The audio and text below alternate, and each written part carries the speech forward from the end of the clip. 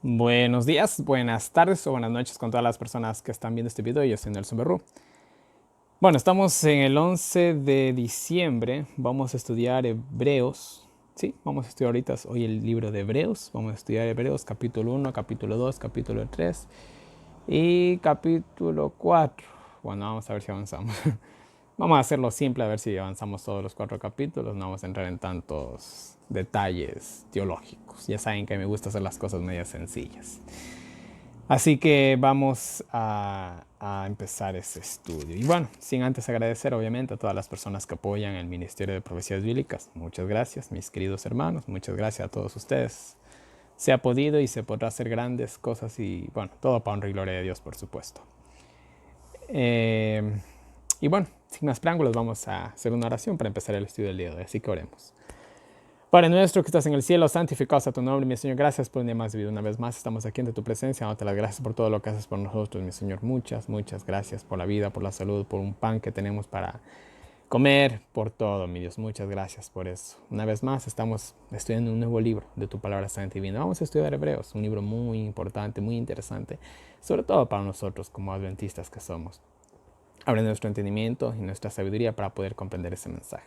Te pedimos por todos los planes y proyectos y propósitos que tenemos cada uno de nosotros, sobre todo por la vida en el campo, que muchos de nosotros estamos anhelando poder hacerlo. Seas tú quien ponga el lugar, las personas adecuadas, mi Dios, y guíes el movimiento. No solamente para un refugio para nosotros, sino también para ayudar a otras personas. Te pedimos por eso, te pedimos por toda la situación mundial. Te pedimos por tantas cosas que están pasando en tantos lugares diferentes del mundo. Te pedimos por todo eso, por cada uno de los pedidos de oraciones que llega al Ministerio de Profecías Bíblicas, por el muro de oraciones, por todo te pedimos, mi Señor. Ayúdanos a seguir adelante, ser cada día mejor y hacer tu santa y divina voluntad en cada aspecto de nuestra vida. Te lo pedimos todo sin merecerlo, en el nombre de tu amado Cristo Jesús. Amén. Y bueno, vamos con la introducción a Hebreos. Bueno, aquí tenemos mucho que decir, pero vamos a decir lo más importante. El título de este libro en los manuscritos griegos más antiguos es sencillamente a los Hebreos. Nosotros lo conocemos como el Epístola a los Hebreos. Este título es particularmente apropiado, ya que el libro trata mayormente del significado del santuario y sus servicios, temas que sin duda debe haber sido de especial significado a los primitivos cristianos de origen hebreo o judío, que es prácticamente. Hebreos, que también se podría llamar tranquilamente judíos, tranquilamente se podría llamar el libro así, está especialmente enfocado en los judíos, específicamente a ellos, en los judíos que habían adoptado el cristianismo y a los que no también, obviamente. Entonces vamos a leer una epístola, una carta, vamos a estudiar un libro que no es solo para gentiles, sino específicamente para judíos. Así que vamos a tener algo un poco diferente a lo que estamos acostumbrados un poquito de Pablo. El autor, bueno, aquí hay una larga explicación del autor, yo voy a leer los puntos más importantes. Nos dice así: la paternidad literaria del libro a los hebreos ha sido motivo de debates desde los primeros tiempos. Muchos atribuían el libro a Pablo, pero otros se oponían intensamente a esta opinión. Orígenes, padre de la iglesia que escribió a comienzos del siglo III, concluía su examen del libro con esta declaración: quien la haya escrito es solo conocido por Dios. Quien haya escrito el libro de Hebreos solamente lo conoce Dios. Otros padres pensaban que el autor puede haber sido Bernabé, Apolos, Clemente o Lucas. Hay una incertidumbre con respecto a quién escribió Hebreos. ¿Por qué? Bueno, incluso la discusión era tan fuerte y la duda era tan grande que uno de los padres de la iglesia, así se llama vamos a decirlo así, a los líderes religiosos de los primeros siglos, vamos a decirlo así de esa manera, uno de ellos, unas personas muy importantes, dijo que solamente Dios sabía quién había escrito Hebreos, porque ellos no podían identificar al escritor de Hebreos. Así que ha sido todo una incógnita este libro. Quedamos pues en que la epístola tiene por autor a Pablo, pero a otro que no sabemos, quien sea por redactor. Esta sea posiblemente la mejor sugerencia. Posiblemente Pablo medio dictaba la carta de Hebreos y el que iba escribiendo era otra persona en su totalidad. Pero aquí pasa algo raro. Hay muchas diferencias a comparación de otras cartas de Pablo. Y esto es lo que pone un poquito complicado el asunto para identificar al autor. Bueno, ¿qué más nos dice? Cuando el libro de Hebreos se compara con las epístolas generalmente aceptadas de Pablo, es notablemente distinto, especialmente en las palabras comunes, en los enlaces sintácticos con que el autor une las oraciones y los razonamientos de la epístola. Otra clara diferencia radica en el empleo de citas del Antiguo Testamento. Entonces, a legua se ve que no es Pablo el que escribió. Quizás sea Pablo, más seguro es que Pablo fue el que redactó y otro fue el que escribió. Más seguro es eso, pero bueno. Se acepta generalmente que Hebreos fue escrito antes de la caída de Jerusalén, esto es alrededor del año 70. El número de dirigentes de la iglesia era muy reducido en los años anteriores al año 70 después de Cristo. Hace una pregunta. ¿Cuál de esos dirigentes podría haber expuesto un tema tan profundo como el que se presenta en el libro de Hebreos? La persona más posible es sin duda alguna Pablo. Decir que el autor fue un cristiano desconocido de ese temprano periodo solo levanta un nuevo problema. ¿Cómo es posible que un cristiano que poseyera el discernimiento teológico necesario y la capacidad lógica suficiente para producir una obra como Hebreos pudiera haber quedado en el anonimato en un tiempo cuando los dirigentes cristianos eran tan pocos, pero tan completo el registro que se tenía de los mismos? En otras palabras, verán, en la época de Pablo, gente que sabía así de la Biblia eran contados con los dedos de las manos casi. Entonces, si había algún cristiano famoso, no pasaba desapercibido, créanme. O sea, no famoso, sino mejor dicho, un cristiano que sepa mucho de la Biblia no pasaba desapercibido en lo más mínimo. Entonces, ¿quién pudo haber sido? Todo indica que pudo haber sido Pablo, que era el más capacitado, incluso más que los apóstoles, pues que no se olviden de quién era Pablo. Era el más capacitado para escribir un libro así. No hay referencia a otra persona, sinceramente. Entonces, todo indica que posiblemente fuera Pablo, aunque hay muchas diferencias de sus otros escritos, pero no hay a quien echarle más el muerto, sino a Pablo. En fin, bueno. Marco histórico. La cuestión que quizás produjo el resquebrajamiento más profundo en la iglesia apostólica fue sin duda alguna el tema de la ley ceremonial y sus observancias por los cristianos. El concilio de Jerusalén había liberado a los cristianos, ya vimos en Hechos, de origen gentil de las obligaciones propias de esa ley. Pero psicológicamente la gran comunidad cristiana de origen judío de Palestina no estaba preparada para participar de esa libertad. Esos cristianos pensaban, a no dudarlo, que porque eran judíos debían practicar esos ritos. No se daban cuenta de que para todos, sin excepción, los ritos ceremoniales habían encontrado su cumplimiento en Jesucristo. Esta situación hizo surgir una malsana tensión en la iglesia, ya que en un amplio sector seguía un complicado sistema de vida religiosa ignorado por otro sector.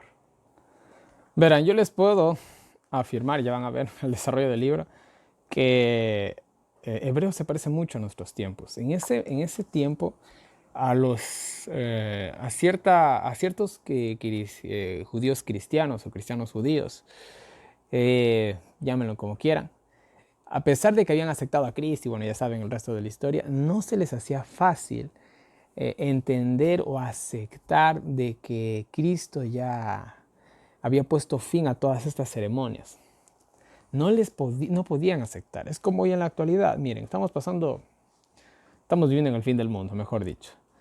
Y aún nuestros líderes, y esto ustedes me lo pueden corroborar o desmentir por último si estoy exagerando, aún nuestros líderes de nuestras iglesias, ¿de qué hablan? ¿Hay planes realmente? ¿Hay algún seminario profético que nos muestre en qué momento de la época estamos o qué está sucediendo? ¿O algún pastor o algún llamamiento oficial de la iglesia que nos preparemos para la vida en el campo? Que esto puede ser el preámbulo simplemente de los eventos proféticos del tiempo del fin. ¿Hay algo así? ¿Qué dicen los hermanos más... ¿cuál es la palabra? Más tradicionales de iglesia? ¿Están invitando a los demás hermanos a prepararse? no pueden aceptar que Cristo está por venir. El mundo hoy en la actualidad no puede aceptar eso. El mundo cristiano, perdón, no puede aceptar que Cristo está por venir. En la iglesia en la época, perdón, de los apóstoles, aún los que aceptaban a Cristo no podían comprender que se había acabado eso. Yo les digo algo, nuestra vida ha cambiado espiritualmente hablando. Quedémonos solamente en el espiritual, no vamos a pasar ni siquiera al plano físico o social. Nuestra vida espiritualmente ha cambiado. O te das cuenta de que Cristo está a un paso de venir, a un segundo de venir, o yo no sé, o te pierdes simplemente así. Simplemente así. Verán, justamente antes de que empezara el coronavirus, yo tuve un sueño muy significativo. Y en este sueño me dijeron, quedan pocos segundos, me dijeron a mí. Y bueno, es un sueño bastante profundo. Y me dijeron, pero quedan pocos segundos, porque yo le reclamaba a alguien de que el tiempo de gracia no se había acabado en mi sueño. Y esta persona, o este ser, mejor dicho, me decía, quedan pocos segundos. Es verdad, me decía, no se ha acabado, pero quedan pocos segundos, me dijo. Y bueno, más o menos ahí se acabó el sueño. Entonces, hermanos, y no hay que ni siquiera irnos al lado espiritual. Realmente veamos el mundo alrededor y démonos cuenta que esto no va para ningún lado. Esto va, sí va para una era de esclavitud. Eso es lo único que nos lleva. Pero bueno, eso ya lo hablaremos en Apocalipsis. Sigamos, ¿ya? Esos millares de cristianos judaicos, todos celosos por la ley, tendrían que enfrentarse a una crisis cuando, miren, escuchen bien. Todos estos judíos cristianos o judaicos, bueno, como sea, cristianos judaicos, tenían que enfrentarse muy pronto a una crisis cuando fueran destruida la ciudad y el templo. Esto evidentemente ocurrió solo un corto tiempo después de que se escribió la epístola a los hebreos. Yo les voy a hacer una pregunta. Y yo cuando estaba leyendo la introducción a Hebreos, dije, wow, Hebreos está interesante, dije.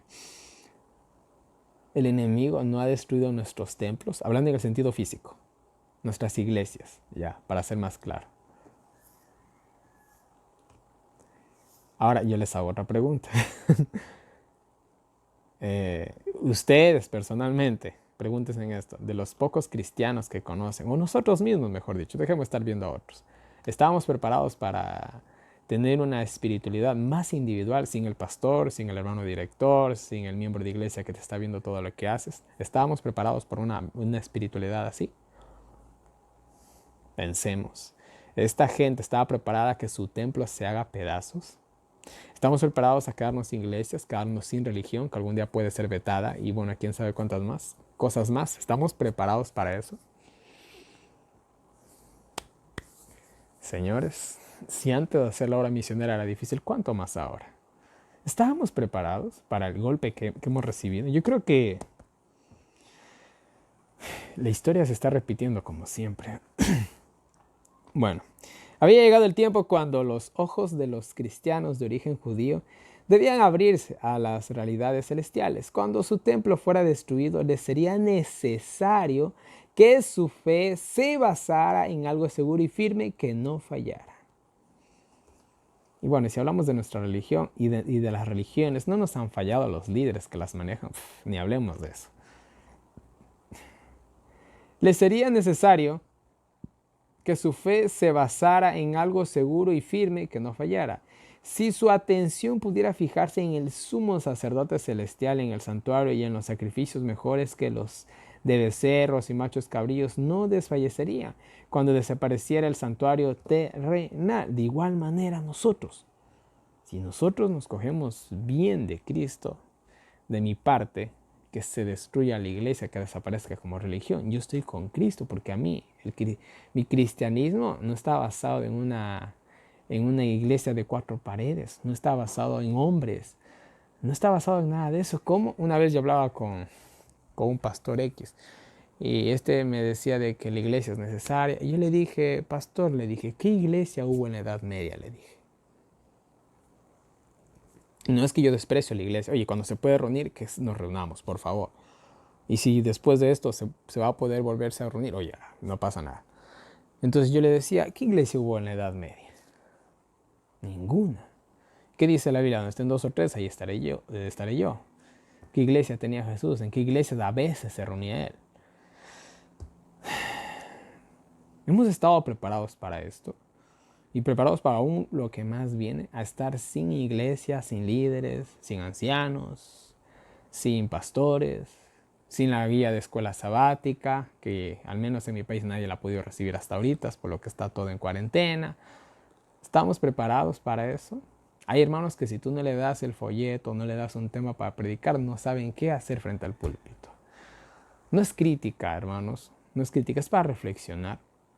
¿Estamos preparados o estábamos preparados? Y esto es la primera ola, si vienen algunas.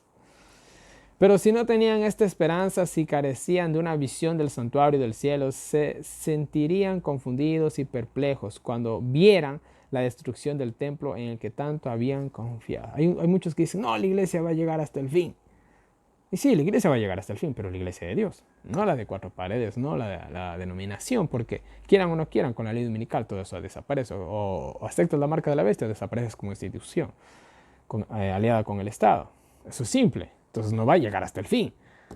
¿Ya? Eso es cuestión de lógica, llega la ley dominical y se acaba todo. Entonces, pero ¿qué será para esas personas que creen eso y el día menos pensado ven que todo se queda ahí? O sea, ¿dónde hemos puesto nuestra fe? Se cree que en la hora de crisis apareció el libro de Hebreos.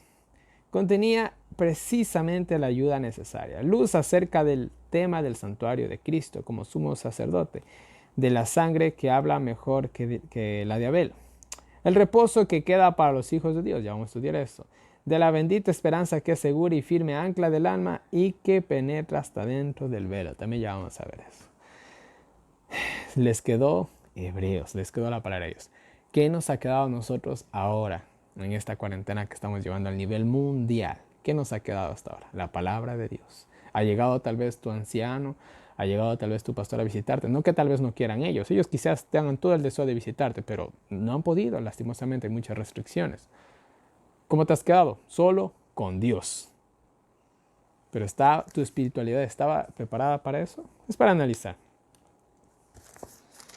Y bueno, para entrar ya al estudio, vamos a leer el tema que nos dice aquí. Dice, el libro de Hebreos consiste esencialmente de una comparación y un contraste entre los símbolos mediante los cuales Dios presentó el plan de salvación a su pueblo escogido en los días del Antiguo Testamento y la realidad del ministerio de Cristo en favor de los pecadores a la luz de la cruz. En otras palabras, Hebreos muestra el santuario celestial, la obra de Cristo en el santuario celestial, en contraste con la obra que se hizo aquí. Más bien dicho, vamos a, por así decirlo, Hebreos presenta el cumplimiento, bueno, vamos a decir mejor, la segunda fase, o sea, lo espiritual, cuando el Antiguo Testamento te habla de la primera fase, lo terrenal. El siguiente análisis de las comparaciones y los contrastes que traza entre los diversos aspectos de la santuario terrenal y celestial y sus respectivos sacerdocios bosqueja la forma en que el apóstol desarrolla este tema. Bueno, esto es algo que no les puedo mostrar, es todo un bosquejo y bueno, en fin. Ahora sí, vamos al estudio. Y miren, empezamos fuerte, empezamos con un pasaje bíblico muy conocido. Y dice así, Dios habiendo hablado muchas veces y en muchas maneras y de muchas formas, en otros tiempos, en lo pasado, a los padres, los profetas. Primero que nada, miren, Dios ha hablado muchas veces por diferentes formas a los profetas. ¿Qué significa diferentes formas? Visiones, sueños, ángeles. Ya que estudiamos todo el Antiguo Testamento, las comparaciones sobran. Dios es el autor.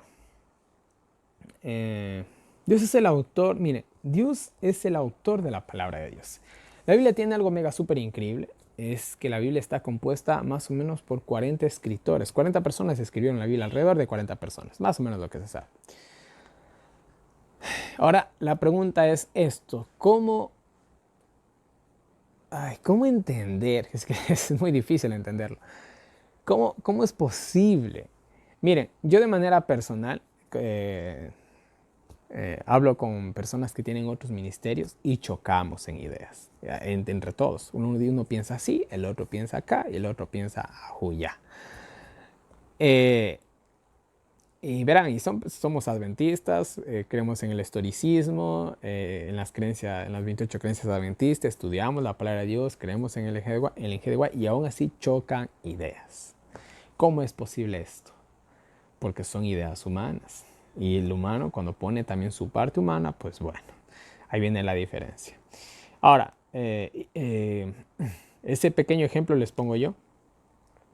Ahora imaginen ustedes 40 personas que se pongan de acuerdo.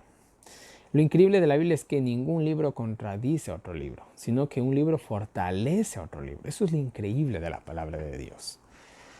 Entonces, eso muestra que detrás de los escritores realmente solo hay un solo autor. ¿Quién es este autor que alrededor de 1500 años guió a cada uno de los que escribió la palabra de Dios? ¿Quién es? ¿Quién puede vivir 1500 años para dirigir a 40 personas diferentes, que la mayoría de ellos nunca se vieron las caras, ni siquiera fueron de la misma época, pudieran escribir libros exactamente iguales y ni un libro contradiga al otro en una sola palabra o idea? ¿Cómo es posible eso? Tuvo que haber sido uno solo el autor, uno solo el redactor, y ese obviamente es Dios. Tenemos un libro por excelencia divino. Nos gusta o no nos gusta, todas las evidencias señalan eso. Entonces Dios es el autor realmente. Los profetas vendrían a ser simplemente sus escribas. El hombre siempre ha sido un elemento muy necesario para poder redactar la palabra de Dios, ya que lo que Dios mostraba en lo divino, ellos lo pasaban a escrito en la lengua humana, de la mejor manera que ellos pudieron, en su capacidad humana. Entonces, Dios es el autor. Y bueno, de igual manera, miren, aquí hay algo cierto, algo anotado. Era necesario dejar el símbolo por lo real. Y esto vamos a ver ahorita en todo Hebreos.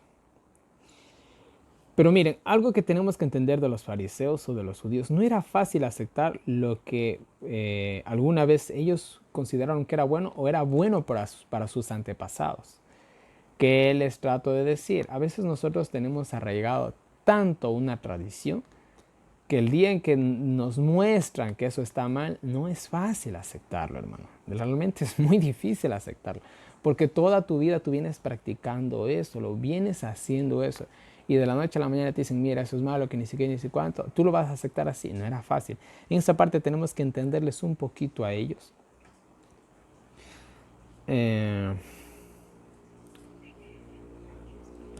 Listo, entonces ellos, por así decirlo, se dejaban llevar mucho por la tradición. Bueno, nosotros hemos visto que la tradición no salva a nadie también. Y de igual manera, los judíos de esa época no veían a los apóstoles mejores que a los profetas del Antiguo Testamento. Ustedes ya saben que no hay profeta en su propia tierra. Así que de igual manera ningún artista es a veces bien aceptado cuando vive hasta cuando muere. Entonces, esa es la situación. Claro, hoy nosotros en la actualidad vemos a los apóstoles como enviados de Dios, pero para ellos eran personas simples. Si hablamos de, por ejemplo, de Cristo Jesús, ¿por qué se les hacía tan difícil aceptar a Cristo? Pues Cristo era el hijo del carpintero de la esquina del barrio. Entonces, ¿tú cómo se te hace fácil entender de que el hijo del carpintero de la esquina de tu barrio es el hijo de Dios? Pónganse en los zapatos de ellos también. Era un poco difícil, no era imposible, era difícil. Pero bueno, Cristo obviamente mostró muchas cosas de su deidad y bueno, etcétera, etcétera. Pero bueno, solo ahorita lo vamos a tratar. Entonces tenemos ahí el versículo 1. Dios habló muchas veces y de muchas formas en lo pasado a través de los profetas. Era Dios, ellos eran sus escribas, nada más. En este tiempo presente habló por su Hijo, al cual designó heredero del mundo. Y ahora, en lo pasado, habló por los profetas, dice Pablo. Hoy habló por su Hijo. Ahora, Aquí viene otro concepto. Los judíos entendían este versículo bíblico que está en el Antiguo Testamento. Jehová, tu Dios, uno es. Entonces dijeron, solo hay un Dios. Se acabó. No hay dos, no hay tres, no. Hay un solo Dios como persona, nada más. Lastimosamente una mala interpretación del texto, porque la verdad el texto original dice Elohim, que significa dioses. Tus dioses son uno solo. Realmente sería el pasaje bíblico dicho de la manera correcta. Pero bueno, ustedes ya saben que cada uno interpreta a veces la Biblia como quiere. Y yo de manera personal he visto muchas personas que dicen, mira, es que en el hebreo dice así, en el hebreo dice así. Hermanos, si hablamos, verán, tengan mucho cuidado que a veces uno dice, no, pero en el hebreo original dice así. A ver, yo en un video dije una palabra el otro día que grabé. Fue uno video, no recuerdo qué video, fue uno justamente hablando del coronavirus. Y dije la siguiente expresión, estamos jodidos. Eso en mi país no significa nada, significa que estamos en una situación complicada. Eso significa mi país. Me aprendí algo nuevo, aprendí que para los venezolanos, la gente en Venezuela, eso ha sido una mala palabra. Yo no lo sabía, pido 1000 disculpas por la expresión. Entonces yo me sorprendí. Y seguimos hablando de cierta, la palabra, también es una palabra que es bastante ofensiva para los mexicanos, es la palabra pendejo. En mi país significa, en mi país a veces se utiliza hasta de cariño esa palabra. Pero es en mi país, yo soy de Ecuador. Pero en México no significa lo mismo que aquí. Y de igual manera la otra palabra que dije, en Venezuela no significa lo mismo que aquí. Y así en cada país hay sus significados diferentes, y no olvidemos que todos estos países que acabo de mencionar hablan español, o el castellano mejor dicho. Entonces podemos fiarnos nosotros del origen del significado exacto de una palabra. Si se dan cuenta, no es tan fácil. No digo que buscar el significado de las palabras en el hebreo original, o en el griego original, no digo que no importe o que no sirva, sí sirve en realidad, pero no es 100% confiable. Si en la actualidad tenemos tantas diferencias en nuestra dialéctica, ¿cuánto creen que en ese tiempo había? Es que el hebreo era un solo idioma. Acuérdense, estudiamos el Antiguo Testamento, que habían ciertas tribus que tenían un acento diferente al otro. ¿Y ustedes creen que de igual manera no tenían ciertas palabras un significado diferente en una tribu y en otros en otra tribu, en una región y en la otra? ¿Ustedes creen que no es así también? En Latinoamérica sucede esto, ¿cuánto más en otros países? ¿O el inglés de Estados Unidos es el mismo que el de Inglaterra? Respondan. Por supuesto que no. Entonces, mucho cuidado a veces con ir a la raíz del original de las palabras. Sí sirve, pero así también como sirve, a veces crea un poquito de confusión, y ya van a ver más adelante por qué. Entonces, no sé ni cómo llegué a esto, pero en fin. Dios habló en lo antiguo por los profetas, hoy nos habló por su Hijo. Estábamos hablando de que Dios es uno solo.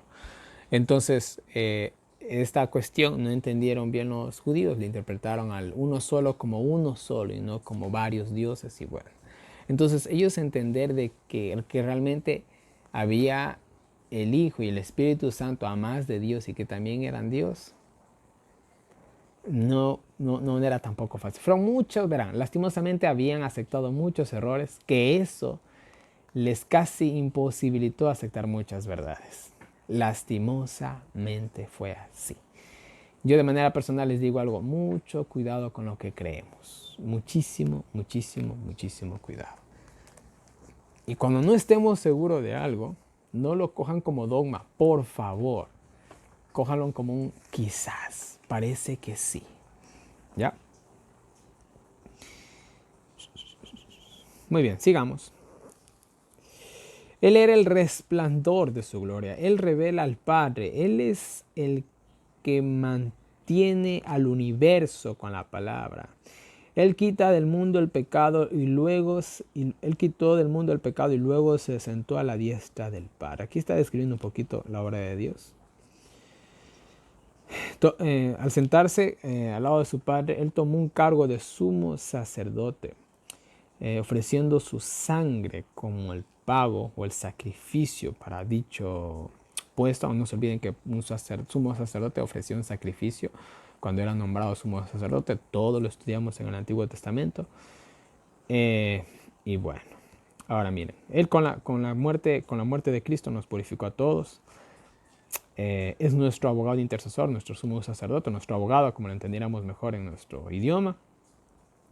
En fin, miren, aquí se describe un poquito a Cristo, su divinidad. Pablo está tratando de enfatizar: Cristo es el Hijo de Dios, Cristo es el Hijo de Dios, está abogando por nosotros, bla, bla, bla, etcétera, etcétera. ¿Por qué? Porque la mayoría de judíos no entendían y no aceptaron, y hasta el día de hoy no aceptan, de que Cristo fue el Hijo de Dios. No lo aceptan. Porque para ellos Dios era sublime, máximo, increíble. Bueno, lo que es realmente. Imaginar que el Hijo, o una parte de Dios, vamos a decirlo así, baje a esta tierra, se humille tanto y muera de una manera tan despreciable y humillante, que esa fue la muerte de Cristo. Para ellos era imposible aceptar que su Dios haya hecho eso, o pueda llegar a hacer eso. No era fácil para ellos, lastimosamente. En fin, sigamos. Vamos apenas 3 versículos, vamos a ir más rápido ya. Dice: Él está por encima de los ángeles, pues es Dios y le dio un nombre más excelente que a ellos. Bueno, habla de que Cristo estaba por encima de los ángeles. Obviamente Él es Dios mismo. Eso trata de explicar el versículo 4. ¿Qué más? ¿A qué ángel le dijo: mi hijo eres tú, mi hijo y yo tu padre? ¿A qué ángel Dios escogió como hijo? A ninguno. Lo hizo con Jesús porque era parte de él. La Biblia utiliza la palabra hijo, pero no era literalmente su hijo. Es para que nosotros entendamos que eran uno solo. ¿Ya? Uno solo. A eso es lo que se refiere. Ya hemos explicado todo eso también. Y cuando lo mandó a este mundo, le dijo a los ángeles que lo adoren. No se olviden que solamente a Dios se puede adorar. La creación no puede adorar a la creación. Eso lo vemos también a lo largo de la Biblia y lo vamos a ver en Apocalipsis, cuando Juan quiere adorar a un ángel y le dice: levántate, yo soy consiervo junto contigo y tus hermanos. Yo también soy creación, le dice el ángel. No importa qué tan sublime fue el ángel, no se puede adorar a un ángel porque es creación. Al único que se puede adorar es a Dios, al Creador. Y Jesús no puede ser creación. Es parte de la deidad, de los cuales son 3.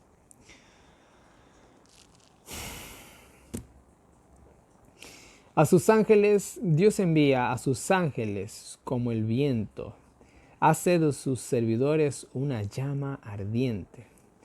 Los ángeles tienen un papel fundamental en el plan de salvación. Y aquí nos los presentan como viento y como fuego. Es interesante la analogía que utiliza Pablo. Esto nos recuerda mucho al Pentecostés. ¿Qué hubo en el Pentecostés? ¿No hubo viento y no hubo fuego? Bueno, aquí hay mucho que decir con respecto al tema de los ángeles, pero miren, si Jesús adoptó la forma humana, quién sabe cuántas formas ha adoptado el Espíritu Santo y sobre todo los ángeles. No se olviden que el Espíritu Santo realmente lo que hace es mandar a los ángeles. Él es el capitán, el general de los ángeles. Y esto que les digo es algo muy necesario de comprender porque miren, en el Pentecostés dice que descendió el Espíritu Santo como lenguas de fuego. Pero acá en Hebreos capítulo 1 versículo 7 nos dice que los ángeles son como fuego y viento. Entonces, ¿qué fue realmente lo que descendió sobre los apóstoles? Interesante. ¿Fue realmente el Espíritu Santo o fueron ángeles? ¿Será que al ser humano se le dio algún poder especial? Verán, hermanos, la cuestión es esta. Nosotros siempre decimos recibir el poder del Espíritu Santo, pero la cuestión es, ¿qué es el poder del Espíritu Santo? es una fuerza mágica que se imperna en el hombre y uno ya hace cosas increíbles. ¿O será ángeles? El poder del Espíritu Santo serán ángeles haciendo la obra que nosotros no podemos hacer, como milagros y ciertas cosas. Yo creo que más posible es la segunda opción. Lo dice el pasaje bíblico, voy a leer.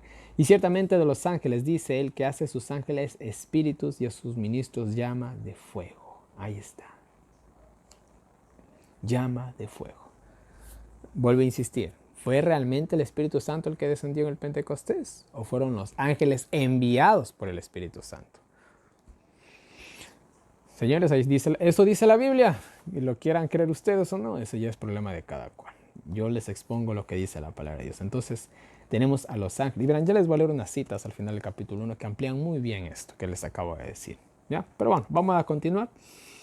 ¿Dónde me quedé? En versículo 8. El Hijo dice del Padre, tu trono permanece para siempre y tu gobierno será de justicia. Bueno, aquí Jesús hablando del reino del Padre, que obviamente es el reino de Él también, un reino de paz, un reino de justicia, etc.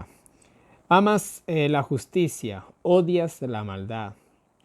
Por eso el Padre te consagró, en un día feliz a ti, no a otros seres celestiales. Y así como así como el trono o el gobierno del Padre es justicia, de igual manera Jesús ama la justicia porque los dos son uno mismo solo. Son uno solo los dos. Entonces, en ese sentido, no hay divergencia entre ellos, son lo mismo. El uno ama la justicia, el otro tiene un gobierno de justicia. Ahí son, tal para cual. Y bueno, si nosotros queremos pertenecer a este reino de justicia, mis queridos hermanos, tenemos que aprender a odiar el pecado, así como es Dios. Jesús es uno solo con el Padre porque Él es como el Padre. Y si nosotros queremos ser uno solo con Cristo, tenemos que ser como es Cristo, para poder vivir donde vive Cristo. Es simple. ¿Qué más nos dice? Jesús, tú eres el principio, creaste el mundo. La creación entera es tu obra. Aquí Pablo aclara de que Cristo estuvo en la creación. Yo expliqué eso en Génesis 1 cuando lo hice. Ellos desaparecerán, el mundo, el universo puede desaparecer, pero tú permanecerás para siempre. Tú los puedes cambiar, pero tú eres el mismo y no cambias ni envejeces. Y miren, eso es interesante. Con la caída del hombre, ¿cambió o no cambió el planeta Tierra? Muchísimo. Yo creo que nuestro sistema solar cambió en realidad. Pero bueno, son cosas mías. Y Dios puede, con un simple chasquido de dedos o solamente con un simple pestañeo, cambiar todo en un instante. Es Dios, si no, no sería Dios si no pudiera hacer eso. Él puede cambiar todo, pero Dios no cambia. Lo que Dios dice, eso se hace y se cumple y es así. Nunca se olviden de eso. ¿A qué ángel le invitó a sentarse a su lado hasta poner a tus enemigos a tus pies? Pues todos estos seres celestiales tienen el propósito de servir a favor de los hombres. Verán, a ningún ángel Dios exaltó, sino solamente a su Hijo, pues será Dios mismo con él. Y los ángeles, aquí el versículo 14 nos dice algo, tienen un papel fundamental en el plan de salvación, pues ellos sirven a favor de los hombres, no son siervos de los hombres, no, sirven para los hombres. O sea, vamos a decirlo así, son mandados por Dios para hacer cierta obra por nosotros. No somos superiores a ellos para, por así decirlo, mandarlos. Mucho cuidado. Hay muchas iglesias, muchas religiones que creen que pueden mandar a los ángeles. O sea, qué absurdo eso, es unidad satánica. Pero en fin, este es el capítulo 1, vamos a leerles un par de citas. Hay mucho que leer, pero yo solamente les voy a leer un par de citas, las más destacadas. Y la primera nos dice, Él, Cristo, presentaba a Dios no como una esencia que impregnaba la naturaleza, sino como un Dios que tiene personalidad, que tiene cuerpo, que es un ser. Cristo era la misma imagen de la persona de su Padre y vino a nuestro mundo para restaurar el nombre de la imagen moral de Dios, para que el hombre, aunque caído por medio de la obediencia a los mandamientos de Dios, pudiera llegar a recibir el sello de la imagen divina y del carácter divino, adornados con la belleza del encanto celestial. Amén. Ahí está, Cristo y Dios, personas diferentes, con cuerpos diferentes, pero con una sola personalidad y mentalidad. Siguiente cita, el Espíritu Santo es su representante. Sí, es su representante en nuestro mundo para ejecutar el propósito divino de proporcionar poder de lo alto a los hombres caídos a fin de que puedan ser vencedores. Todos los que entran en un pacto con Jesucristo se convierten en hijos de Dios por adopción. Son limpiados por el poder regenerador de la palabra y los ángeles tienen la comisión de ministrar a favor de ellos. Siguiente cita, los ángeles actúan como agentes invisibles por medio de seres humanos para proclamar los mandamientos de Dios. Los ángeles tienen mucho más que ver con la familia humana de lo que muchos suponen. Siguiente cita, santos agentes ministradores, ángeles del cielo, están cooperando con instrumentos humanos para conducir por sendas de seguridad a todos los que aman la verdad y la rectitud. El gozo máximo de los ángeles del cielo es extender el escudo de su tierno amor sobre las almas que se vuelven a Dios, y Satanás lucha obstinadamente para retener a cada alma que ha experimentado luz y evidencia. Su fiero e implacable deseo es destruir a toda alma posible. Hay una gran lucha invisible que no podemos llegar a ver. Ángeles están reteniendo a los agentes destructores, pues tienen un intenso interés por esos hijos rebeldes y desean ayudarlos para que vuelvan al redil en seguridad y paz, para que finalmente puedan ser vencedores y sean salvos, eternamente salvos con la familia de Dios en el cielo. Y la penúltima cita dice: la obra de estos seres, de los ángeles, es la de preparar a los habitantes de este mundo para que lleguen a ser hijos de Dios, puros, santos, inmaculados, que lleguen a ser perfectos. Pero los hombres, aunque profesan ser seguidores de Cristo, tú y yo, no adoptan una actitud que les permita entender esa misión. Y de esa manera se hace difícil la obra de los mensajeros celestiales. Los ángeles, que siempre contemplan el rostro del Padre Celestial, preferirían permanecer cerca de Dios en la pura y santa atmósfera del cielo. Pero debe hacerse una obra para traer esa atmósfera celestial a las almas que son tentadas y probadas, para que Satanás no las inhabilite para el lugar que el Señor quiere que ocupen en los atrios celestiales. Y la última cita dice: el Señor Jesús tiene una obra especial asignada a cada uno de la familia angelical. Cada ángel tiene una obra especial en el cielo. Con nosotros, obviamente. O quién sabe en qué papel. Los seres humanos también tienen una obra señalada que hacer en favor de sus propias almas y las de los otros que se salvan mediante su influencia. Los ángeles de Dios harán que sea efectiva la obra de los hombres. ¿Quiénes están haciendo todo el trabajo sucio? Vamos a decirlo así. Sucio porque tienen que lidiar con nosotros, a eso me refiero. Los ángeles. Dios, bueno, está llevando, como quien dijera, el juicio. Su Hijo intercediendo por nosotros. El Espíritu Santo comandando a los ángeles. Y los ángeles viendo que nos portemos bien. Toda una labor de las tres partes de la deidad y de los ángeles, obviamente. Más o menos ese es el trabajo que se desarrolla en el cielo. Y bueno, vamos al capítulo 2. Y bueno, comienza así.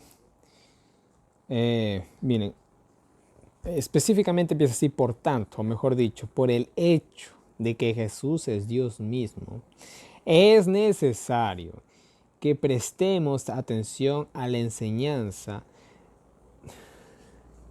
de que es el Hijo de Dios, para no terminar a la deriva y perdidos. Verán, en cada época del mundo cristiano han habido verdades nuevas que aceptar. Y lastimosamente un gran número de los que profesaban ser o decían ser hijos de Dios terminaron perdidos. ¿Por qué? porque se quedaron arraigados en las primeras enseñanzas y no quisieron crecer más. Se quedaron solamente con el abecedario, no quisieron sumar, multiplicar, dividir y nada por el estilo. Entonces Pablo les dice, no se queden sin esta verdad de que Cristo era el Hijo de Dios, sino de lo contrario, están perdidos. Les dice Pablo, y hoy en la actualidad nosotros tenemos que aceptar tantas verdades que ya hemos mencionado a lo largo del estudio del año bíblico. Hermanos, no nos perdamos por ser duros de corazón. Las palabras que llegaron por medio de ángeles llegó a ser ley y toda desobediencia a ser castigada. Pues todas estas palabras que fueron reveladas por ángeles fueron enviadas ¿por quién? Por Dios mismo. ¿Cómo escaparemos si descuidamos esta salvación tan grande, tan importante? Pues Jesús murió por ella. Pues el Señor mismo la anunció y luego fue confirmada por los que la oyeron, o sea, los apóstoles. ¿Cómo podemos descuidar esta salvación que es tan grande, que es tan increíble, que es tan magnífica, que es tan buena? ¿Cómo podemos? Si Dios mismo la reveló por su Hijo, por los apóstoles, por los ángeles. Esto es como la invitación a las bodas, ¿se acuerdan? Envió primero a sus siervos, después envió a otros sus siervos y bueno, ya saben cómo es la historia. ¿Cómo podemos hacer eso? Pablo dice, no hagamos, es demasiado. Es como yo les digo a ustedes ahorita. Hermanos, ¿qué más pruebas quieren ustedes de que vivimos en el tiempo del fin? Solo hay que ver las noticias.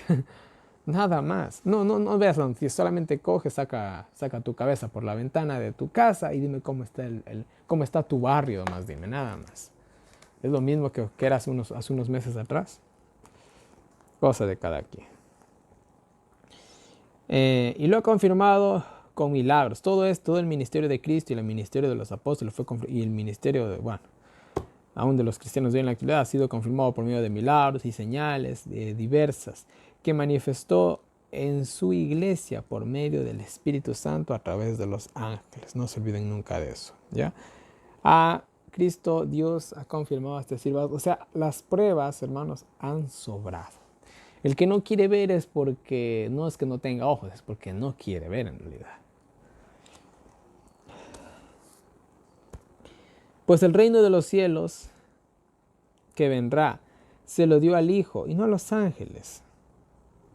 Porque alguien escribió, esto está en los Salmos, ¿qué es el hombre? Estos pasajes bíblicos se estaban refiriendo específicamente a la raza humana, pero como Cristo compartió nuestra naturaleza, también se basa en él. Se podría decir, mejor dicho, que estos pasajes de cierta manera también eran mesiánicos. Y dice así, ¿qué es el hombre para que te acuerdes de él? Lo hiciste a Jesús menor que los ángeles, pero lo coronaste de gloria y de honor.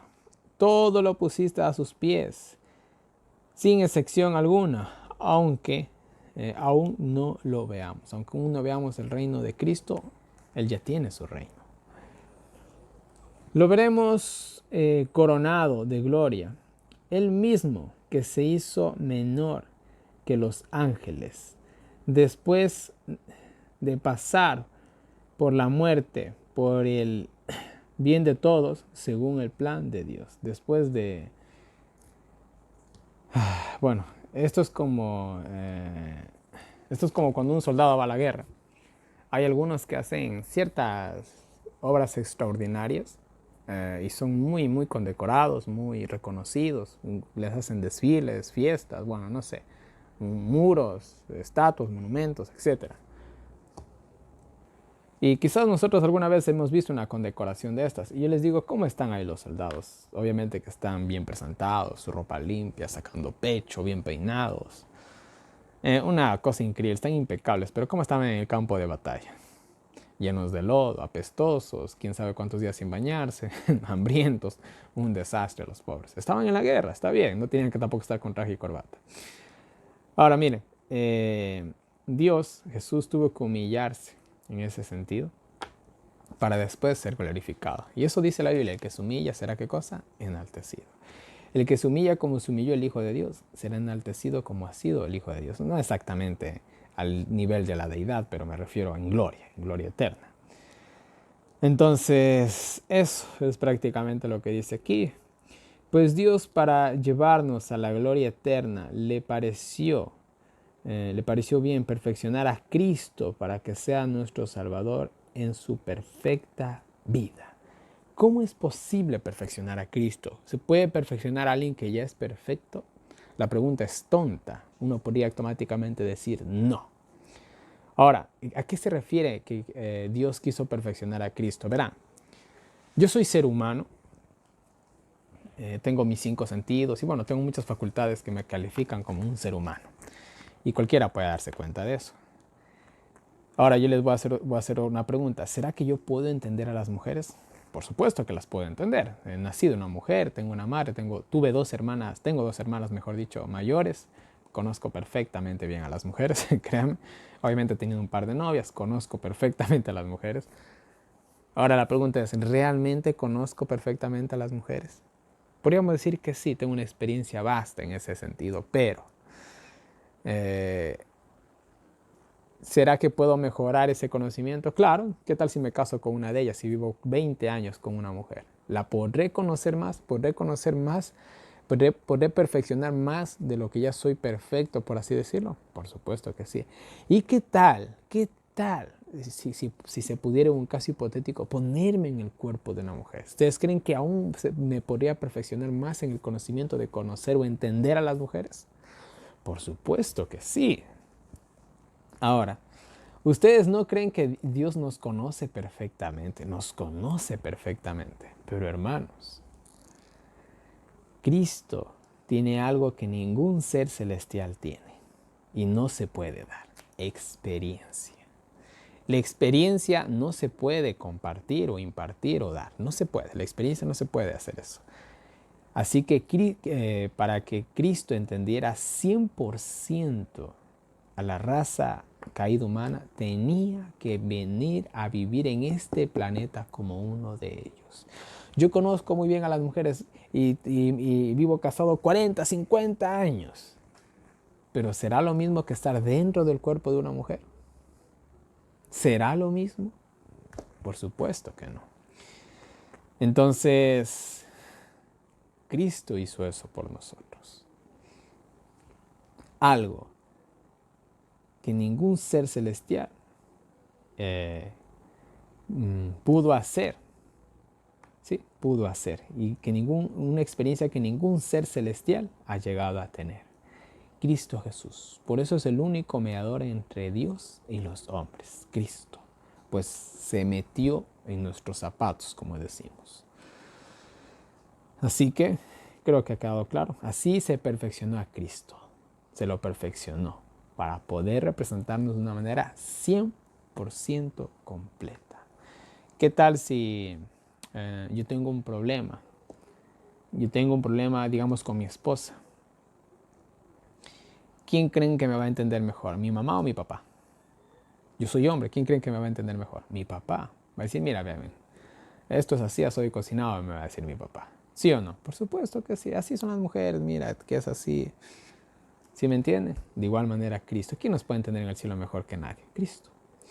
Bueno, sigamos. Todos somos santificados en Jesús y por eso somos hermanos. Ahora, por su vida, que no solamente fue para entendernos, sino también para santificarnos, somos santificados por medio de Él si creemos en Él. Y a su vez somos hechos hermanos. Pero no solamente, hermanos, no solamente podemos decir en el sentido espiritual, sino en el sentido de sangre. Es como si tú estás en otro país y te topas con alguien de tu mismo país. Ya, tú eres ecuatoriano, sí, ¿y de qué parte eres? Yo soy de la costa. Y yo también soy de la costa. Entonces tú, ya comienza la plática. Se van a entender muy bien. Son hermanos de patria. Entonces, acá es lo mismo. Cristo es nuestro hermano, pues vivió como nosotros, nuestro hermano terrenal. Los que somos santificados decimos, yo te daré a conocer a mis hermanos, en medio de la iglesia te alabaré. Y bueno, yo conocí a este compatriota, que también es de mi país, también es costeño, serrano, lo que yo sea. Voy y cojo y digo a mis amigos, oye, yo tengo acá un amigo, eso significa pana por si acaso, un pana que también es de Ecuador, es costeño, ya, tráelo para salir juntos, ya. Y lo traigo y lo presento a mis amigos. Y, verás, este man es así, es hoy cocinado, se dedica a esto, es un tipazo, hablo bien de él. Lo mismo hace, o lo mismo deberíamos hacer nosotros con Cristo. Hemos conocido a alguien increíble, presentémoslo a nuestros conocidos, a nuestros familiares y hablemos obviamente bien de él, porque todo lo que hace Cristo es bueno. Jesús dice, yo permaneceré confiado en Dios. Aquí estamos, yo y los hijos que Él me ha dado. Ahora miren, aquí prácticamente lo que trata de decir este pasaje bíblico es que compartimos la naturaleza de Cristo. Sí, verán. Yo sé que esto como que es un poco difícil de entender, pero así como está Cristo en su naturaleza, nosotros también podemos estar en el cielo así con su naturaleza. En otras palabras, Cristo demostró que la naturaleza caída pecaminosa puede habitar en el cielo si se une con la deidad.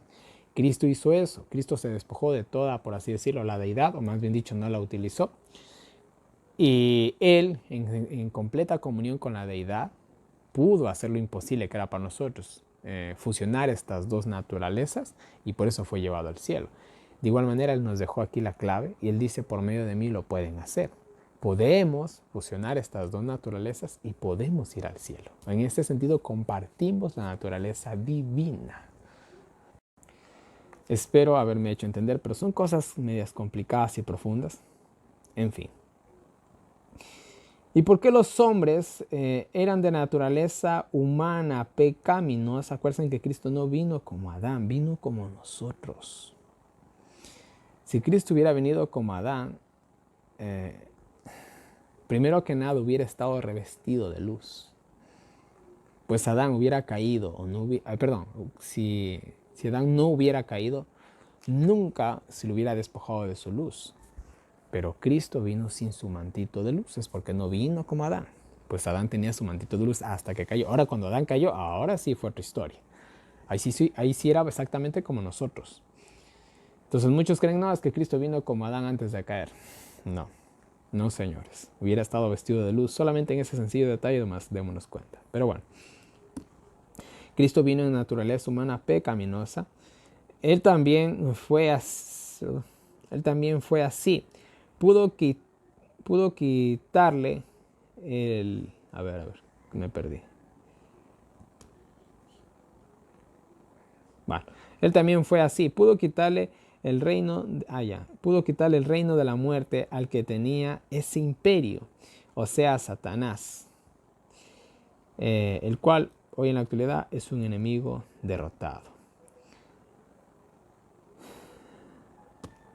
Y para nosotros la resurrección está asegurada. Bueno, ya sabemos lo que hizo Cristo. Vino como nosotros, exactamente como nosotros, solo que sin callos. Ya he explicado esto hasta decir basta, lo expliqué cuando estudiamos San Juan, capítulo 1, la introducción. No, hice un estudio aparte, ahorita se me acuerdo, solamente de esto. La introducción a San Juan se llama el video. Y bueno, Cristo venció a Satanás en nuestra naturaleza. Eso también a nosotros nos garantizó la resurrección, pues Él pudo resucitar de los muertos. Todo esto hemos estudiado ya.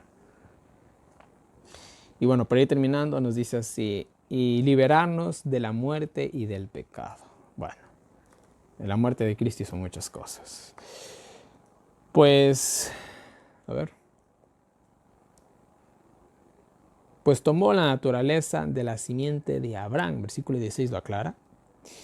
Tenía que ser 100% hombre para que no haya excusa al pecado y sea el perfecto sumo sacerdote por nosotros en el cielo. Y de igual manera un sumo sacerdote misericordioso pero justo. Ahora, el ser humano no puede decir, es que ese era Jesús. No puede, no hay ese pretexto. Este pretexto no existe. Verán, si realmente Cristo no vino como nosotros, mis queridos hermanos, eso significa que el poder de Satanás era más grande que el poder divino. Esto es como si nosotros, vamos a poner un ejemplo bien clarito, vamos a coger este borrador, vamos a decir que esto es de metal. Este borrador es de metal. Y por aquí tengo, este sacapuntas, vamos a hacer un ejemplo de que es un imán. Y acá tenemos otro imán, tenemos dos imanes. Pero este de aquí es más fuerte. Eso implica que éste le va a jalar el metal para su lado. ¿Sí o no? Por supuesto que sí. Ahora, este metal somos nosotros. Por un lado tenemos la influencia de Satanás y por un lado tenemos la influencia de ¿quién? De Dios. Si la influencia de Satanás como un imán es más fuerte que la de Dios en carne de pecado, en el metal, significa que Satanás es más fuerte que Dios. Es simple. Entonces eso significa que es imposible guardar la ley de Dios, que Dios es injusto, que pide cosas que no podemos cumplir y bueno, nos podemos ir de largo. De igual manera, el sentido de la religión adventista sería, disculpen la expresión, estúpido, que hemos predicado tantos años desde nuestros orígenes que tenemos que guardar la ley de Dios para después decir no se puede guardar perfectamente. Entonces, ¿qué rayos estamos anunciando? ¿Sí me entienden? Entonces, mis queridos hermanos, nosotros somos el metal. Y hay un imán más fuerte el que nos jala, que es el de Dios. Pero lastimosamente, ¿saben qué hacemos nosotros? Nos vamos del lado de ¿qué? De Satanás, donde él tiene más influencia. Eso es lo que pasa con el ser humano. Espero haber sido más claro con esto. Entonces, el ser humano tiene la excusa de decir, es que era Jesús, es que el Señor no podía, es que la influencia de Satanás era más fuerte. No, la de Dios era más fuerte, pero tú te fuiste más acá y mi influencia ya no te llegaba hasta allá. Así que lo siento mucho, fue tu elección. Pues fue tentado como nosotros y sufrió más que nosotros. Por eso puede ayudar. Por eso puede ayudarnos en las pruebas. Ahora, Cristo pasó todo lo que nosotros pasamos y peor. ¿Cómo? No me pregunten cómo porque es una larga historia. Pero Él es la perfecta persona capacitada para ayudarnos a nosotros en nuestros pecados.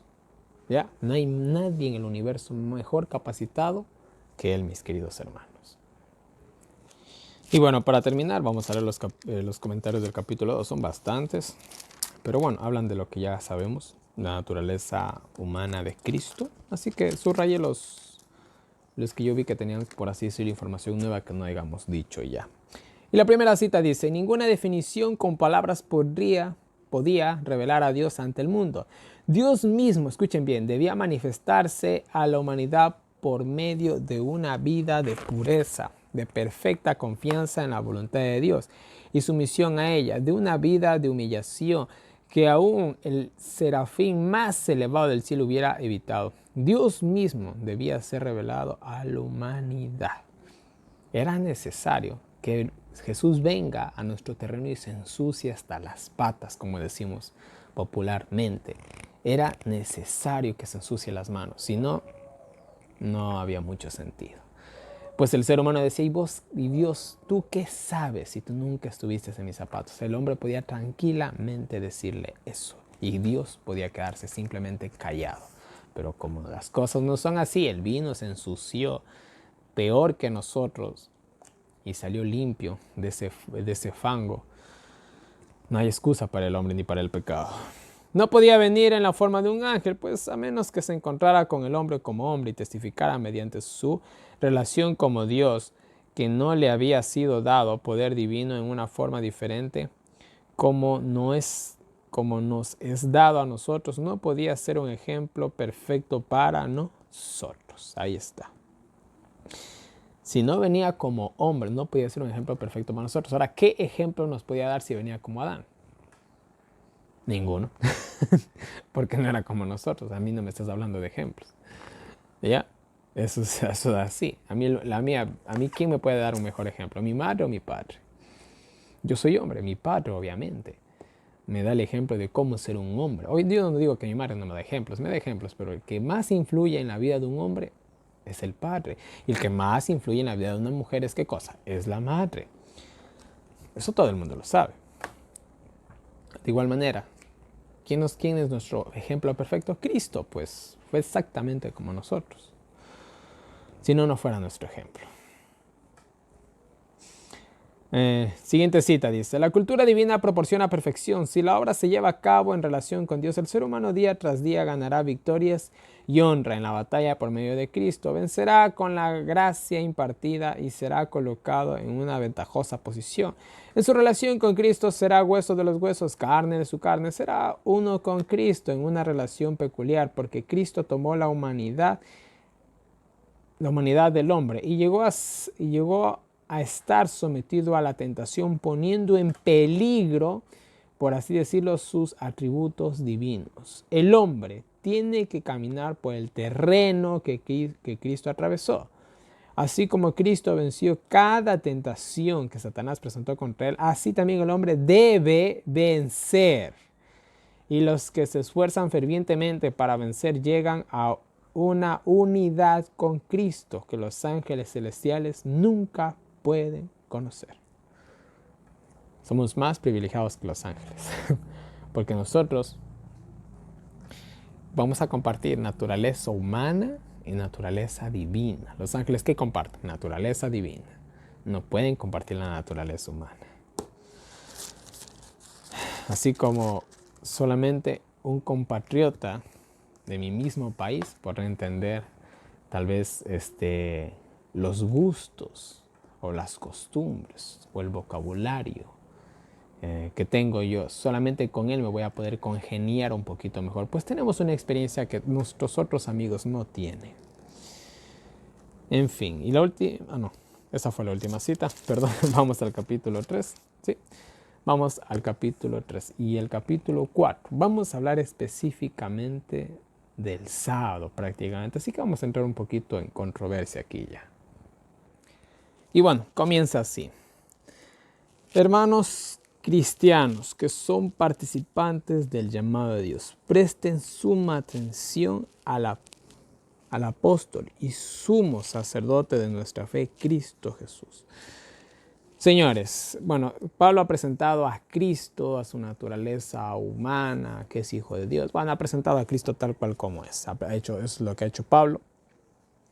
Ahora dice, pongan atención a esto. Bueno, aquí Pablo se va a ir de largo, son 13 capítulos, hay mucho que decir. Ha presentado a Cristo como ser humano y bueno, ahora sí va a entrar en la cuestión del reposo espiritual, que es más que el sabático. Bueno, ya van a entender. Empieza así. El cual fue fiel, Cristo fue muy fiel en el plan de salvación, fue completo, fue perfecto, hizo todo bien, como lo fue Moisés en la casa de Dios, o sea Israel, ahora que es la iglesia. Cristo fue tan fiel como fue fiel Moisés. Está haciendo una comparación entre Cristo y Moisés. No se olviden que Moisés había profetizado que iba a venir un profeta más grande que él, ese era Cristo, solo que ellos, bueno, no lo quisieron aceptar, en fin. Pero este es mayor que Moisés, pues no se puede comparar a la casa, no se puede comparar la casa al constructor. O sea, Moisés no tiene comparación obviamente con Cristo. Así que Cristo y su evangelio es mayor que el de Moisés, porque el de Moisés tenía una faceta que se cumplió, no es que no sirvió, sí, pero llegó a su límite y se acabó. Vuelta a lo de Cristo es diferente. Cada casa tiene un constructor, pero el constructor de todo es Dios. Sí, Moisés hizo una gran obra, pero no se olviden que él fue enviado ¿por quién? Por Dios, es lo que le está diciendo Pablo. Moisés fue leal con la casa de Dios, o sea, con Israel, para dar testimonio de lo que Dios haría o diría en el futuro. Moisés, todo lo que hizo Moisés está bien, los sacrificios, la ceremonia, todo estaba perfecto, pero eso era simplemente una enseñanza para lo que iba a venir en el futuro, que era Cristo a morir por nosotros, lo que trata de decir Pablo. Él fue siervo de lo que sería Cristo. Moisés, por medio del tabernáculo y por medio de la ley y todo eso, simplemente ilustró la vida de Cristo. Pero Cristo era el hijo y no el siervo, el dueño de la casa. Y somos nosotros los que vivimos en la casa. La casa podría ser, por así decirlo, la religión. Pero ahí viviremos mientras esperemos con confianza, firmeza y esperanza de que fuimos aceptados por Dios para vida eterna. Ahora miren, no sé cómo será en cada país, pero en ciertos países, cuando tú haces un Tú arriendas un departamento, un negocio o lo que sea. Tú haces un contrato por un año, o a veces puede ser por 2 o 3 o 4 años. Y una vez que se acabe el año, se renueva el contrato. A veces el arriendo sube, baja, bueno, más sube que baja, o hay ciertas cosas nuevas, o viene un nuevo dueño de casa. Cualquier cosa puede pasar. Ahora mire, con Moisés, hasta ahí llegó el contrato con Moisés. Vino Cristo y había que hacer un nuevo contrato con nuevas condiciones más fáciles que las que tenía Moisés. Y si tú quieres seguir viviendo en esta casa, pues tienes que renovar el contrato que te da ahora Cristo. Y si no, pues te vas afuera. Simple y llanamente así. Y como el pueblo de Israel no quiso hacer un nuevo contrato con Cristo, pues fueron desechados. Y su casa fue destruida en el año 70, ya que se opusieron a salir de ella. Vamos a decirlo así. ¿Ya? ¿Qué más nos dice? Miren, poniendo en énfasis de que Cristo era mayor que Moisés y que hay un nuevo evangelio y una nueva faceta y toda la cuestión, poniendo en énfasis lo que se ha dicho, dice el Espíritu Santo lo siguiente: si hoy oyen la invitación, no cierren su corazón como lo hizo Israel en el desierto. No repitamos la misma historia. ¿Por qué? Donde sus padres me tentaron a pesar de ver mis obras por 40 años.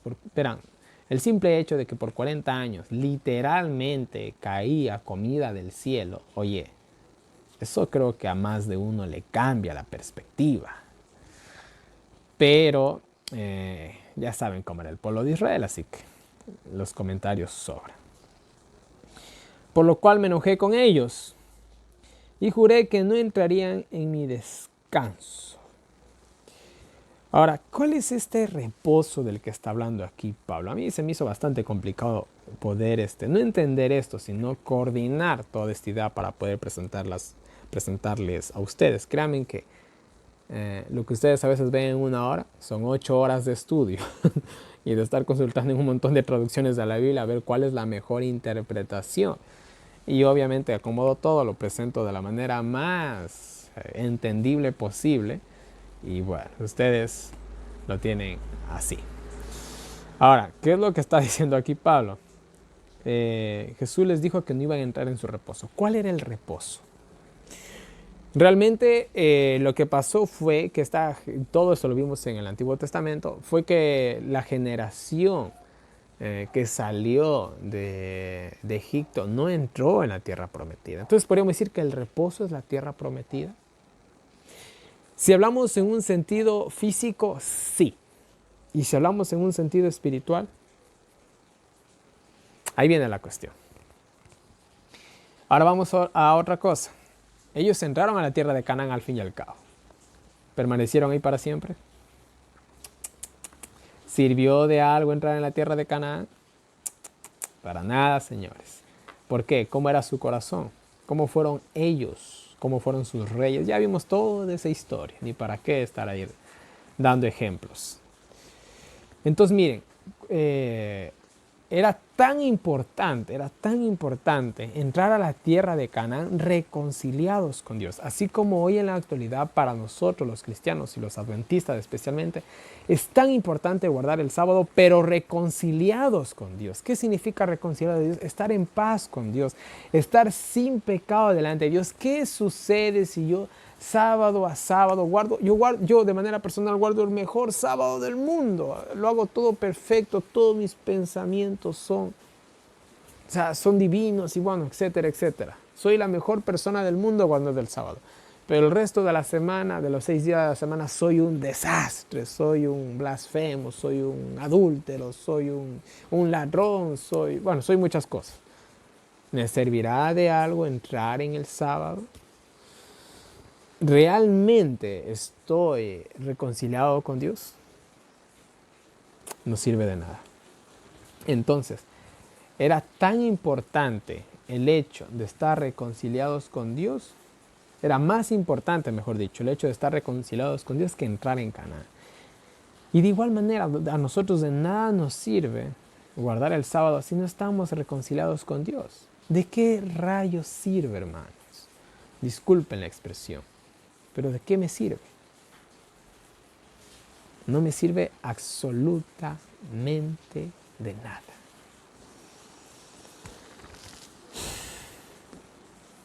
Así que yo juré, mira, no entrará en mi descanso. Y miren, cuando nosotros recordamos la historia, acordémonos que desde el becerro de oro hasta cuando ya estaban por entrar en Canaán, no se guardó la Pascua. Por 40 años no se guardó ninguna fiesta, hasta donde yo recuerdo, si es que no estoy mal. Y la situación después de Moisés, los jueces, no fue la mejor. No fue la mejor en realidad. La verdad, cuando vamos a la historia de los jueces de Israel, oye, eso fue todo un conflicto, una edad oscura, vamos a decirlo así. Y bueno, ya van a ver cuándo se arregló un poquito mejor las cosas. Bueno, ¿qué más nos dice? Así procuremos,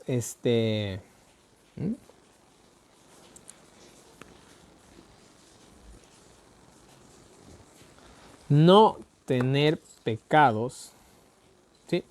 No tener pecados ni una falta de fe como ellos. Así que nosotros no seamos como fueron ellos, que al fin y al cabo de nada les sirvió entrar a la tierra prometida si no estaban reconciliados con Dios. De nada me sirve llegar al sábado si yo no estoy a cuentas con Dios. ¿De qué me sirve? Es un acto de hipocresía, lo mismo que hacían los fariseos.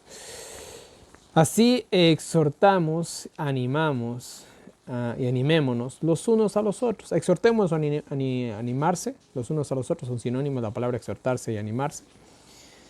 Mientras hay gracia, mientras hay tiempo, que ninguno se endurezca por el pecado y lo arrastre. Así que hermanos, los unos a los otros animémonos, porque aquí estamos para eso, ¿ya? Nosotros vemos que cada uno de nosotros tiene sus debilidades, sus problemas, así que animémonos, no seamos jueces, sino animémonos, pidamos una reforma, hay muchas cosas, bueno, ya de todo esto hemos hablado. Porque tenemos parte con Cristo, o sea, en su victoria y santidad, con tal de que mantengamos nuestra confianza hasta el fin, hasta cuando Él venga. Así no nos enfriaremos para que nuestro corazón no se endurezca. O sea, mantengámonos activos en Cristo hasta que nos muramos, hasta que Cristo venga. Y de esa manera pues no nos vamos a enfriar ni nuestro corazón se va a hacer duro. ¿Acaso no todos los que salieron de Egipto se rebelaron? Y bueno, ya sabemos la historia que pasó ahí. ¿Qué sucedió con ellos? Ya saben toda la historia. Comenzaron las plagas, que sí, Moisés, que las plagas. Salieron de Egipto, que sí, que el mar. Llegaron al desierto, que sí, que falta agua, que sí, que falta comida. Y ya saben toda la historia, que sí, que nos falta carne. Ya saben toda la historia. Ellos lastimosamente fueron tan duros, veían milagro tras milagro, tras milagro, tras milagro, tras milagro. Se endurecieron y se perdieron por eso. Y Cristo, Dios, fue muy paciente con ellos. Y para que no nos pase lo mismo, dice Pablo, no seamos tan tercos y testarudos como fueron ellos. Acepten que Cristo es el Hijo de Dios, prácticamente les está diciendo Pablo. Y no estuvo enojado 40 años con los que pecaron, los cuales murieron en el desierto. Se enojó con ellos hasta que se murió el último. Y les juró a esos incrédulos que no entrarían en su reposo, que no iban a estar en paz con Él. Porque miren, cuando uno está en paz con Cristo, literalmente caen bendiciones del cielo. Y ahí está en el Pentateuco, sobre todo en Deuteronomio. Y si ustedes se portan bien y me son fieles, sus mujeres parirán a tiempo y caerá la lluvia temprana y la lluvia tardía a su época. Y bueno, se va de largo las bendiciones. Pero si no, pues ya saben todo lo que pasó. Entonces, ese es el reposo. Ese es el reposo en el cual nosotros debemos de procurar estar con Dios. Y vimos que por su falta de fe no pudieron entrar. No pudieron entrar ni a Canaán y no pudieron estar a cuentas con Dios. No pudieron ni siquiera celebrar una Pascua de la manera debida. Y bueno, vamos al capítulo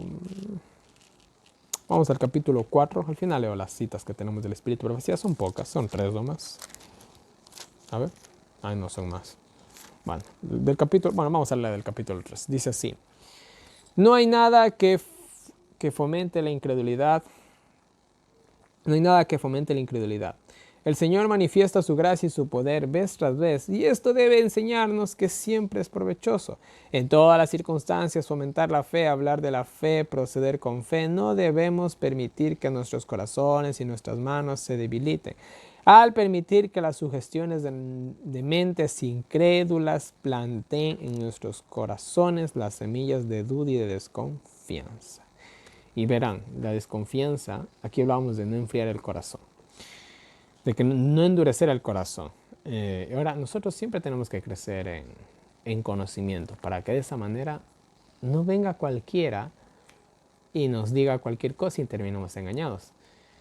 No se trata, hermanos, de taparse los oídos, los ojos, para no ver y oír. No se trata de eso. Se trata de estar 100% cimentados en la verdad. Cuando Juan el Bautista tuvo dudas, ¿qué fue lo que le dijo Jesús? Dile que no dude. Eso le mandó a decir con sus siervos. No, le dijo, quédense aquí, miren lo que yo voy a hacer. Y bueno, ya saben el resto de la historia. La duda se combate ¿con qué? Con conocimiento, no con ignorancia. Así que de igual manera nosotros, si no queremos que cualquiera nos arrastre con cualquier doctrina que no tiene sentido, no hagamos espacio, ni el más mínimo espacio, yo diría, no a la duda, sino a la ignorancia. Estudiemos, capacitémonos, preparémonos. Si no, de lo contrario, ya saben. Bueno, y ahora sí vamos al capítulo 4. El capítulo 4 complementa la idea del capítulo 3 y vamos a estudiar. Así tengamos cuidado, pues aunque la promesa de entrar en su reposo sigue en pie, qué lástima si alguno se quedara atrás. Mire, la promesa de entrar en su reposo aún estaba en pie. Y yo les digo algo, aún sigue en pie. Cualquiera puede entrar en ese reposo. Y continúa el versículo 2. Pues nosotros también recibimos el Evangelio, como ellos. Pero el mensaje no les sirvió de nada, pues no lo recibieron con fe. Ahora miren, yo dije algo de antes. En cada época de la historia de la humanidad hay una verdad presente diferente. En ese tiempo era, era la ley, vamos a decirlo así, generalizando todo. En la época de Jesús era Jesús y la justificación por la fe, por así decirlo. En nuestra época, vuelta es la obediencia perfecta a Dios por medio de sus mandamientos, especialmente el sábado. Cada verdad presente, cada época, tiene su verdad presente y nosotros tenemos la nuestra hoy. ¿Será que hemos aceptado esa verdad presente en nuestras vidas? ¿O solamente a medias? Que eso tampoco sirve. Y bueno, versículo 3, un pasaje bastante difícil de explicar. Textualmente dice así: pero nosotros que hemos creído entramos en el reposo de la manera que él dijo. Por tanto, juré en mi ira, no entrarán en mi reposo, aunque sus obras fueron acabadas desde el principio del mundo. Y miren, se puede interpretar el pasaje bíblico así: y los que entramos en ese reposo somos nosotros que creímos con fe. ¿Ya? Ahora, aquí recuerda lo que Jesús había dicho, que el pueblo de Israel no iba a entrar en su reposo. En su ira él juró que no entrarían en su reposo. Ya. Ahora, y el versículo más adelante nos menciona a la creación. Ahora miren, primero que nada, el reposo espiritual, la invitación a este reposo aún está en pie, a pesar de la falta de Israel. Pues la gracia, Dios siempre está con los brazos abiertos, mejor dicho. Ya, ahora miren, Dios creó un mundo perfecto para el reposo del hombre. Verán, Dios creó un mundo para nuestro reposo. Dios creó un mundo para nuestro reposo. De igual manera, les dio la ley para su reposo. Cristo vino y nos dio el mensaje del Evangelio de la justificación por la fe para nuestro reposo. Y en esta época final nos ha dado vuelta el sábado como nuestro reposo. Dios siempre busca un reposo para su pueblo. ¿Ya? Quédense con eso. Y ahora aquí está recordando de que dejó un mundo para su reposo, pero seguimos. Dios creó un mundo perfecto para el reposo del hombre. Y al sábado, por especial, para ese propósito. Hoy no tenemos ese mundo perfecto, pero ese día lo tenemos para un reposo y acercamiento espiritual. Nosotros no tenemos la ley mosaica ni el templo. Nosotros no tenemos la tierra de Canaán. Nosotros no tenemos el problema de aceptar a Cristo porque ya lo hemos aceptado. El único problema que tiene hoy el mundo y los cristianos en particular es la perfecta obediencia de la ley de Dios. La cual, ahora yo les hago una pregunta a ustedes de manera individual. Si ustedes pudieran guardar perfectamente la ley de Dios, ¿a ustedes no les dejaría eso en paz? Pero ¿qué pasa cuando uno hace algo malo? Rayos, ya otra vez lo hice, no me di cuenta, pero o lo hice sabiendo. Uno como está mal, no está con vergüenza ante Dios. Uno no está tranquilo, no está tranquilo. Pero cuando uno guarda bien y está a cuentas con Dios, ¿cómo está uno tranquilo? Está en paz, uno está reposado, está alivianado en Cristo. Entonces miren, el sábado, aquí comienza Pablo a denotar el sábado como un día muy especial, donde de una manera muy especial y muy espiritual, el ser humano, el hombre pecador, puede encontrarse con Dios en un reposo más espiritual. Sí, a lo largo de los 6 días nosotros estamos con Cristo y la adoramos, y etcétera, etcétera. Sí, también tenemos comunión. Pero el día sábado es nuestro encuentro especial con Él. Pues en cierto lugar se dijo el sábado del séptimo día, que Dios descansó de todas sus obras. En ese día nosotros tenemos, bueno, ese día es un anticipo, mejor dicho, del cielo en la tierra. Y aquí verán el versículo 3 y el versículo 4, recuerda el día de la creación. Ahora Pablo dice, a nosotros también se nos deja este día para que nosotros podamos tener un acercamiento, una mejor comunión con Dios. Ya, la tierra y el cielo se conectan en ese día. Pues la idea del sábado es una perfecta comunión con Cristo. El sábado no se trata de no hacer esto, no hacer aquello, no hacer lo otro, sino tener una completa comunión con Cristo y aprovechar cada segundo de esas 24 horas en lo que es en el sentido espiritual. Pero también dijo que no entraría en ese reposo, que más que físico se está haciendo a una referencia espiritual de ponerse a cuentas con Dios. Todavía falta que algunos entren en ese reposo, pues a los que se les invitó primero no entraron en ese reposo espiritual. O sea, no entraron a Canaán ni aceptaron a Cristo y su gracia. Eso fue el pueblo de Israel. Así que el pueblo de Israel no estaba a cuentas con Dios. Y ahorita obviamente la oportunidad se está dando a los gentiles, los cuales sí estaban entrando. Pero el hecho de que la nación judía haya sido rechazada no significa que estaba rechazado a cada habitante de ella. No. Pablo aquí también está aclarando, diciendo que hay algunos que faltan, que sí pueden entrar incluso. Por eso dijo Dios, fijé nuevamente en los días de David un reposo. Y verán, en los días de David, fijó nuevamente Dios un reposo.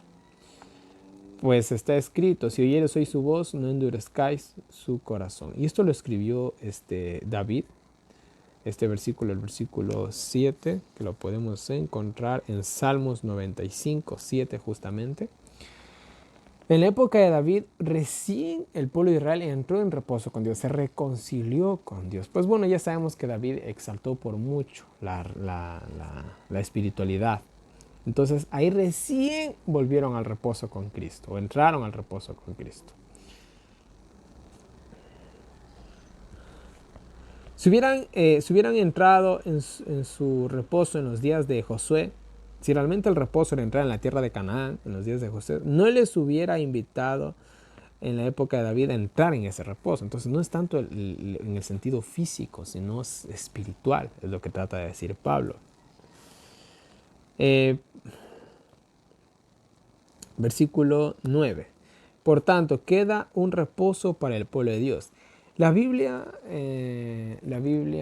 latinoamericana, la Biblia Nueva Jerusalén y la Biblia Kadosh, que esa fue la mejor interpretación que me gustó, la Biblia Kadosh, textualmente dice así: por tanto, queda guardar el Shabbat, guardar el sábado del séptimo día de la semana para el pueblo de Dios, el Shabbat.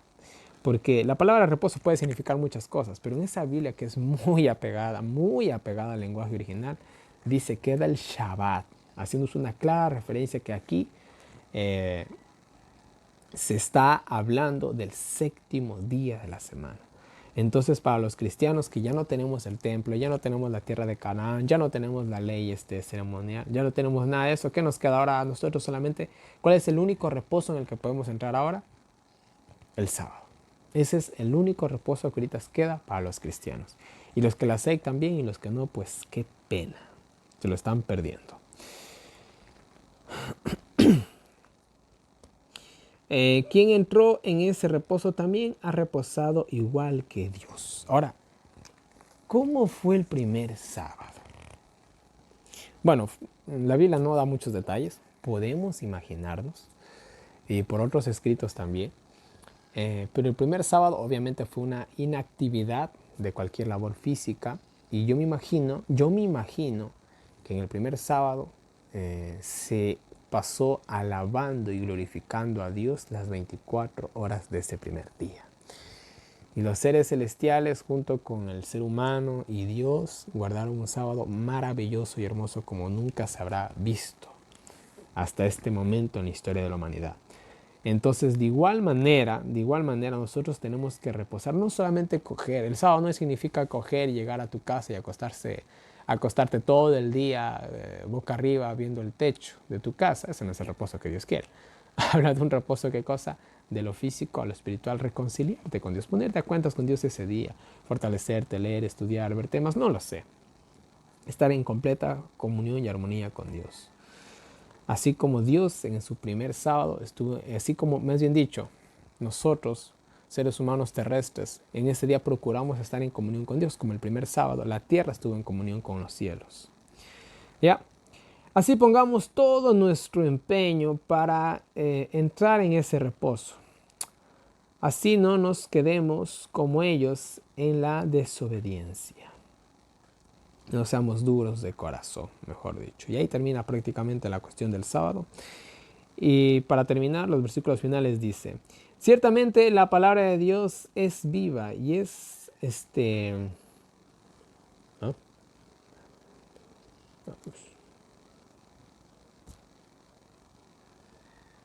Ya. Y es eficaz. O también se puede interpretar y está obrando, está trabajando. Siempre la palabra de Dios está trabajando. Y es más afilada que una espada de dos filos. Una espada de dos filos corta por ambos lados. Y si hablamos de penetrar la carne, es mejor un cuchillo o una espada de dos filos. Pues va cortando por ambos lados. O sea, aquí hace una referencia que es un arma que entra fácilmente hasta la profundidad, sin obstáculo alguno.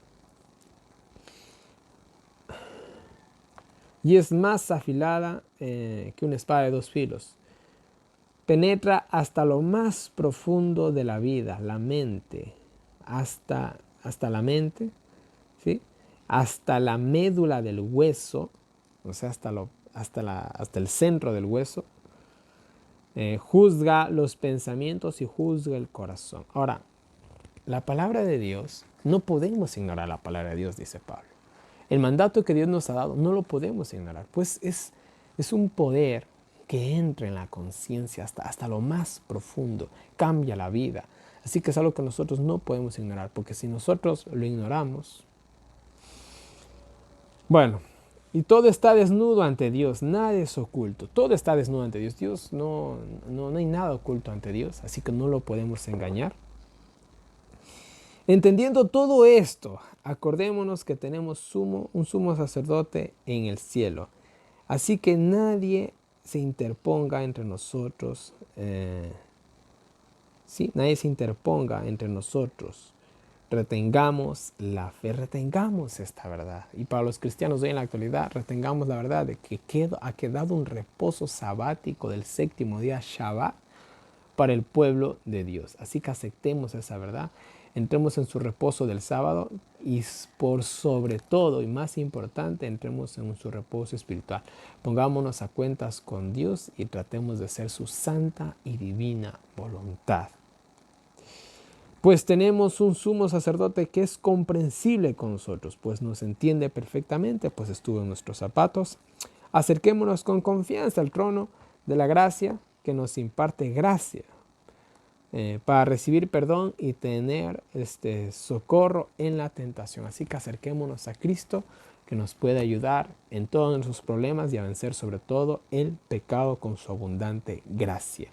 No nos quedemos fuera de ese reposo, dice Pablo. Espero que me hayan entendido. Creo que los traté de explicar de la manera más entendible. Son pasajes bien complicados de entender, pero traté de explicar de la manera más comprensible posible. Y para terminar, vamos a leerles un par de citas. Sí, tenemos unas cuantas citas. Son cortas. Y la primera dice: el reposo que aquí se menciona es el reposo de la gracia que se obtiene siguiendo la prescripción. Trabaja diligentemente. Los que aprenden de Jesús su humildad y mansedumbre encuentran reposo en la experiencia de practicar las lecciones de Cristo. No se obtiene reposo en la indolencia, el egoísmo y la búsqueda de placeres. Los que no están dispuestos a dar al Señor un servicio fiel, ferviente y amante no encontrarán reposo espiritual ni en esta vida ni en la venidera. El trabajo diligente es lo único que produce paz, gozo en el Espíritu Santo, felicidad en esta tierra y gloria en el más allá.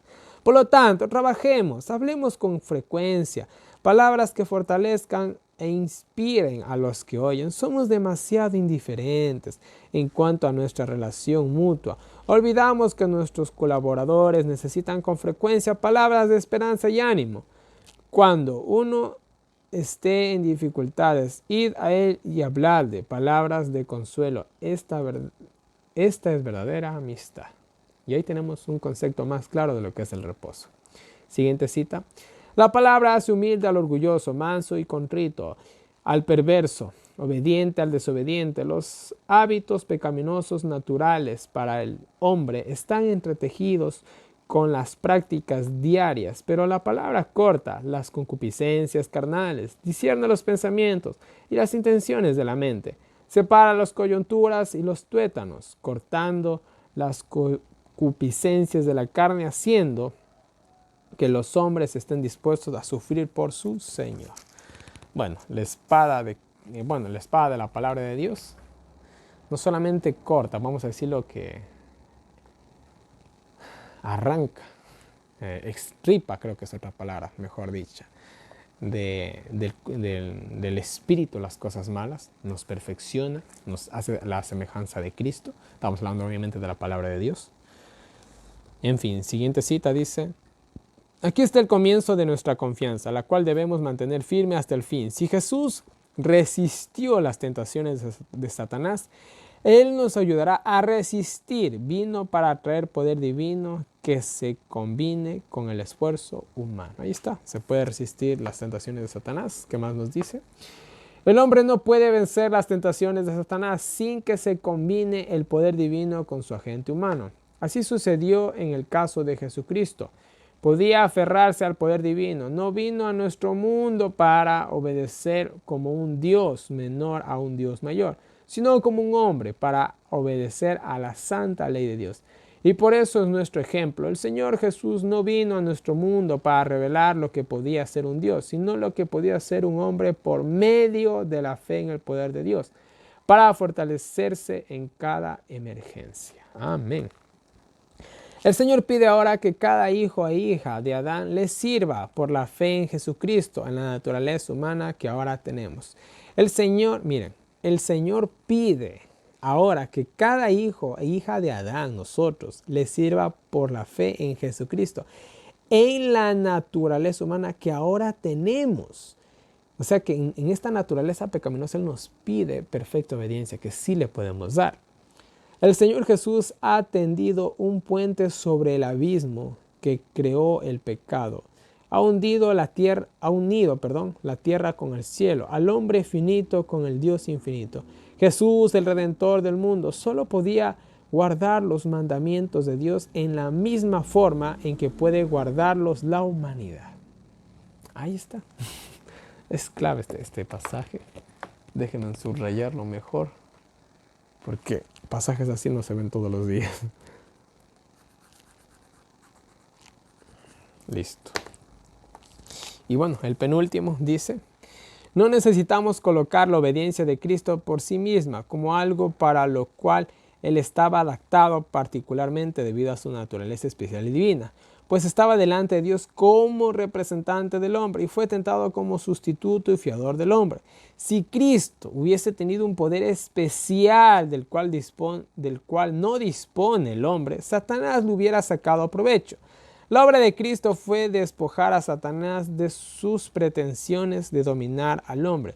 Y solo podía hacer esto en la forma en que vino, como un hombre tentado como hombre y que rindió la obediencia de un hombre. Más claro que el agua no se puede ser. Y la última cita dice: Dios estaba en Cristo en forma humana y soportó todas las tentaciones con las que es acosado el hombre. Por causa del hombre, participó de los sufrimientos y las pruebas de la doliente naturaleza humana. Bueno, mis queridos hermanos, para el buen entendido, pocas palabras. Creo que los comentarios sobran en realidad. Y bueno, este ha sido el estudio del día de hoy. Espero que les haya gustado. Un videito un poquito largo, más de lo que esperaba sinceramente, pero bueno. Y bueno, ahí una vez más en pantalla tienen toda mi información de contacto para todas las personas que me quieran agregar al WhatsApp, recibir los enlaces del año bíblico, los audios del año bíblico, preguntas, sugerencias, correcciones, cualquier cosita, háganmelo llegar. De igual manera, ahí tienen las diferentes maneras en las que me pueden apoyar. Muchas gracias a los que puedan, mis queridos hermanos. A los que no, pues simplemente les pido sus oraciones. Siempre oren por este pecador. Y bueno, mis queridos hermanos, no les canso más. Que Dios nos bendiga a cada uno de nosotros, nos ayude a seguir adelante y nos vemos el día de mañana con un nuevo video.